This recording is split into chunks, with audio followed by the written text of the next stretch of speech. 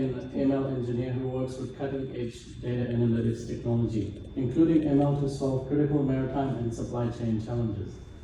She is currently employed at the ports of Auckland, where she enables data-informed decisions by teaching machines to provide insights through data. She also mentors and nurtures the members of the data community within and outside ports of Auckland, as she believes it's the culture that underpins the ethical use of technologies like ML and AI. She graduated with her MIT from the ICT Grad School and interned at Tower Insurance during her time here. She's also, outside of work, a very good and keen dancer in the Indian classical form of Kathak. I have seen her perform many times, so can you please welcome Manvi to the stage. Thank you. Good evening, everyone. I hope you guys can even see me behind the podium. I'm usually shy of standing behind podiums because my height. It's such an honor to come back to my own department. I was thinking to Sanjay, there's something special about coming to your own department. I've spoken at business school quite a few times to the supply chain optimization students, sharing my journey at the port, but it's the first time I'm coming back to ICT Grad School. Today I thought I'd talk about a topic that's very dear to my heart. It's not glamorous at all, but I would like to talk to you about why do machine learning and AI projects fail. I hope the clicker works. Yep. And why do I want to talk about this? Because all my learnings, if I put together from after graduating from ICT Grad School and going in the industry, boils down to this: trying to make AI systems, machine learning systems, data science systems work in the industry. And what a battle it has been every time. So I thought I'd consolidate my learnings and give you the cheat code right away that I wish I had when I first joined my first role at Tower Insurance. Why is it important to talk about AI? We know it's set to contribute $15.7 trillion to the global economy by 2030. With the popularity of ChatGPT, how it acquired its first billion users in less time than Instagram did, that's just bizarre to me. It's made AI popular, from chefs to CEOs, everybody's talking about it. It's just brought to attention what the research community always knew, that with the speed of advancement in hardware, we will see some transformative effects of this technology. But the challenge is when you try and implement this in the industry, I wasn't ready to see what I saw in the industry, what really happens. What happens is that 85% of these projects fail. And anecdotally, when I first experienced it, it was a shock to the system. Because when you graduate from university and you're used to working in the research setting, like we mentioned, you're used to very clean data sets, you're used to having the data sets available, and that often becomes the first challenge when you pick in new projects in the industry. So I thought I'd talk to you about how to overcome some of those challenges. First things first, why do these projects fail? These are the common causes. The first is there is no AI-ready data. Most organizations have data, but the data sets are not ready to be used into data science projects. Sometimes you would see critical processes in the businesses are relying over Excel spreadsheets that are being sent to people via manual processes. So even though data is available, it's not ready in a form where data engineers can use it, machine learning engineers can productionize it, or data scientists can even get any kind of insights from. Just the processes don't exist to capture critical data points. And that's usually more than half the battle when you come across these projects in the industry. Second is lack of infrastructure around data architecture and the engineering practices. And this was something that I learned when I tried to productionize my first data science system at Tower Insurance. I was their first data science hire. I was very interested and I was very passionate, and I was like, here's my model, it works, and you can you can get your dual insurances here. You know, these are the customers you need to ring up, and that's the accuracy over 85% or something. And they were like, okay, cool, can we get it on a regular basis? And I was like, yeah, I'll deploy it in prod. And then I realized our platform just couldn't support something as compute intensive as what I had designed. And then became a battle for months for me to try and work with architecture, work with engineering, and learn data engineering myself to sort out the ETL processes and give them something that was somewhat useful. And I learned my lesson. If I want to thrive in New Zealand industry, I should be able to set up end-to-end data processes. I should be able to send end-to-end AI projects. I just can't do the modeling bit and call it a day. That just wouldn't fly.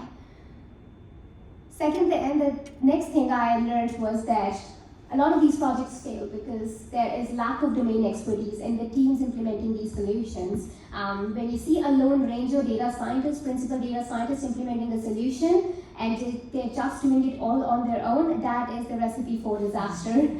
Because these data points that you see in the back end, it doesn't exist in a silo. The data is generated through processes, and those processes have business nuances behind them. And those nuances and business logic needs to be a part of your design, the part of your AI solution. And you can't know that unless you work with your SMEs and your domain experts. So if you see a project where there's just a lone ranger trying to make it happen, yeah, it's not gonna fly. And the last thing is lack of AI ethics and governance. My mentor used to say, democracy without governance can lead to total chaos. Now we have systems where you can press 5 buttons and have a machine learning model ready to productionize, but that doesn't mean it is the most ethical thing to do. That doesn't mean it is the most transparent or accountable or the most responsible thing to do. So organizations, even the ones who are not making AI and data science solutions on their own, have to now start thinking about responsible AI practices, because their employees can go online and use ChatGPT. They can put the entire client contract on it to be summarized. So there are guardrails that are required, there's governance that's required. And there's another lens to it.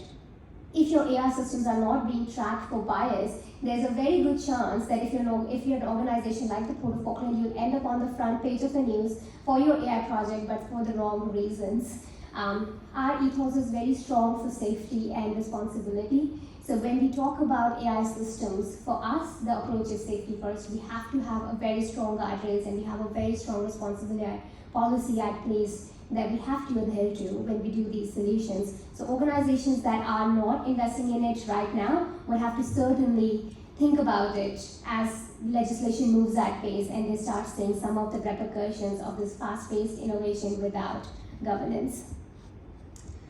Some of the pointers on what not to do, these are inspired from the mistakes I have made in my career. It's a short list. The actual list is way longer, but I tried to keep it in scope for today. First things first, anytime I speak to senior management, I still have to reiterate that don't believe machine learning and AI to be magic. It is really not. It's just very cool mathematics. But if you're like me, you probably think maths is magical, and that's fine. But in and of itself, AI is not magic, and I have to set the expectations right as to what it can and cannot do today.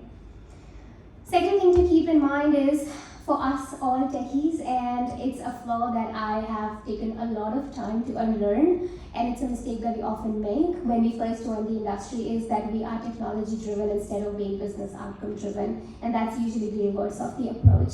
You have to go from the business problem to the solution that would be appropriate for it, instead of choosing a technology, which has happened quite a lot in 2023, where people got fascinated with Gen AI and thought, oh, let's look up for use cases to use Gen AI, without being ready in their infrastructure and data space to even implement the technology or leverage it for the right use case.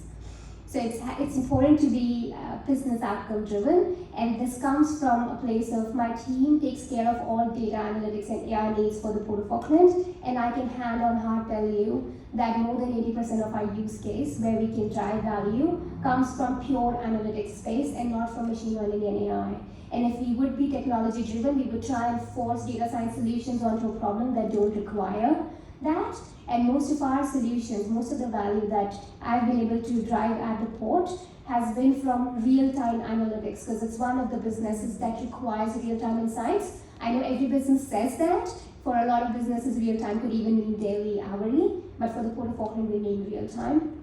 So it's important to know what's the right solution for the problem you're trying to solve. And yes, for the right problems, when you have to use machine learning and AI, they can add a lot of value if your organization is ready to embrace it.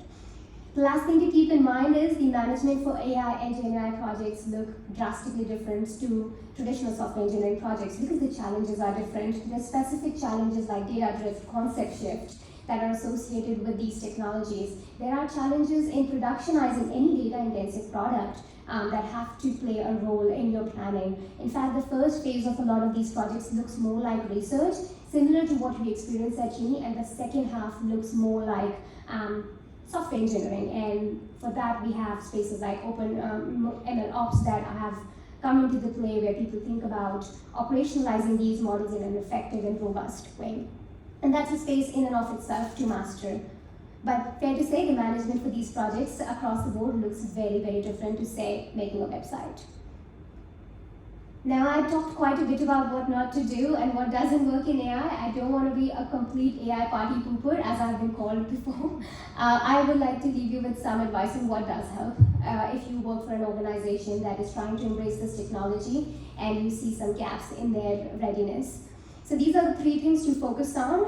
Focusing on having the data ready to be used by these systems in a common data platform, stored in a way that it's easy to access at a cadence that it needs to be accessed at. A lot of the organizations, when they bring on new source systems, data becomes an afterthought, which is weird with all the hype that AI and machine learning gets. Data still becomes an afterthought when a new source system is being introduced in the organizations. If you can just front for that conversation, you would be solving a lot of the problems downstream to begin with. Then platforms that you're building should be secure by design to begin with. You can't patch it up retrospectively to make your AI systems that are being hosted on them secure. They have to be secure by design. Cybersecurity cannot be a tick box exercise. And that's something I'm very proud to say that we take very, very seriously at the port. I've been there 3.5 years and I was one of the foundational members. I've seen the entire journey of clearing up all the mess. When I was hired and they asked me, how do we do AI and machine learning? And I told them, you don't, because you're not ready. And my senior leaders trusted me to lead the foundational journey. Me and my current manager, my leader, Joe Gillespie, we went on this journey. We've been on this for 3.5 years. And now we are embracing data science and machine learning solutions that we have spent 3 years cleaning our house. Now we also collaborate with the University of Auckland data science students to come and work with us when we embrace all those challenges in the operational space that we know require machine learning and AI expertise. But we have invested, we have paid the price to clean the house, and now I think we are ready to fly. Earlier, I think if I would have tried to set up a machine learning solution for the port, it wouldn't have even crawled. It would just have been a nice bullet point on my resume, that's it. Second thing to keep in mind is focusing on bringing together cross-functional teams, making sure your data AI talent sits with the business people and learn from their business processes. They learn from the gaps in those business processes and try to embed their AI design into it. Without their confidence, without co-creating the solution with them, they're never going to adopt the AI process to begin with. And in and of itself, AI projects are just automation projects. Just very groovy and cool and smarter AI automation projects, but they are automation. They will most likely still be working alongside a human in the loop. And if you don't have that human in the loop while you're creating that solution, getting buy-in from them when they're already scared of the technology that it's going to take my job away, it's going to be an uphill battle. Last thing to keep in mind is investing in responsible AI practices, setting the expectations clear that we want to build systems that are transparent, accountable, that are inclusive, that are safe and secure and reliable is absolutely important. And as it was mentioned in my bio as well, I do think a culture of transparency is important to even see these policies happen and take a life of their own. If you just give a paper to your engineers, they'll be like, oh, I don't know how to make a system fair. But if you create a culture of transparency, they will ask questions like, I don't think we should be using age and ethnicity in this model. So culture is important. That's an important aspect if you're working for an organization which is very data and innovation driven, but the culture is not transparent. That's a red flag. I'll quickly wrap up because I know I'm standing between you and drinks. AI readiness for organizations matters. A lot of these projects often stay in the proof of concept stage and never make it to production cycles, and the reason is the organizations are just simply not ready. It's better to invest that time earlier on and instead of having a string of failed projects such that the management just loses trust in the technology to begin with. And in the end, focusing on data team and responsible AI practices do go along with focusing on the buzzwords in the media. That's been my takeaway from my entire journey in the industry since my graduation. Thank you so much for listening to me. Always a privilege coming back to my roots. Always happy to share my lessons and learnings with the community here. Thank you.